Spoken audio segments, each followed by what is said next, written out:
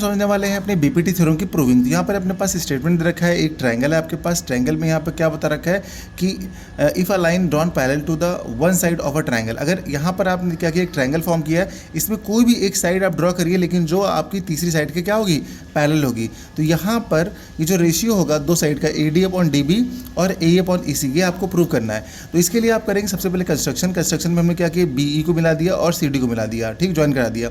उसके बाद ई से ए डी पर परपेंडिकुलर ई एन ड्रॉ किया है और डी से ए ई पर डी एम परपेंडिकुलर ड्रॉ किया। ये मैंने कंस्ट्रक्शन यहाँ पे लिख रखा है। उसके बाद आपको जो प्रूफ करना है, तो आप क्या करेंगे, देखिए सबसे सिंपल तरीका ये है कि ऊपर ए डी जो दिख रहा है ना, ए डी ई में आप क्या करेंगे, ए डी को बेस सपोज करके और इसको हाइट ई एन को हाइट सपोज करके यहाँ पे ए डी ई का एरिया निकालेंगे। तो ए डी इक्वल टू हो जाएगा half into base into height. Similarly आप बी डी ई का निकालेंगे, बी डी ई इस ट्रायंगल का निकालेंगे, तो यहाँ पर बेस ये वाला हो जाएगा और ई एन इसकी हाइट हो जाएगी। तो यहाँ पर एरिया ऑफ बी डी का क्या निकालेंगे, half into base into height. Similarly आप फिर अगेन से क्या निकालेंगे, ए डी ई का एरिया, लेकिन इस बार आप बेस को ई ई लेंगे, ए ई बेस लेंगे और डी एम हाइट लेंगे। तो यहाँ पर ट्रायंगल का एरिया निकला हुआ है, देखिए half into base into height.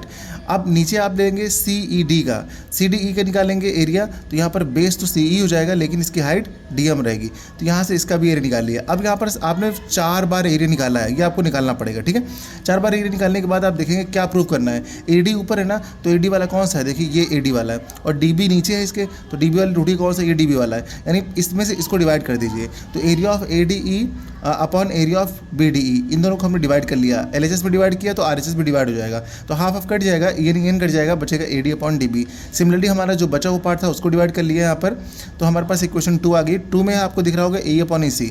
अब एक और बहुत इंपॉर्टेंट पॉइंट आता है अपना ये वाला, कि अगर कभी भी 2 पैरेलल लाइंस हुई हैं और उसके बीच में आपके ट्रायंगल बने हैं, उन ट्रायंगल का बेस आपका सेम है, ठीक है, बेस जो होगा ट्रायंगल का वो सेम होगा, और पैरेलल लाइन के बीच में बने जो ट्रायंगल होंगे तो उनका एरिया हमेशा बराबर होता है। यहाँ पे मैंने क्या लिखा है, triangle on the same base and by between the same parallel lines are equal in area, यानी कि अगर दो पैरेलल लाइन के बीच में कोई भी ट्रायंगल बना होगा तो उनका एरिया इक्वल होगा।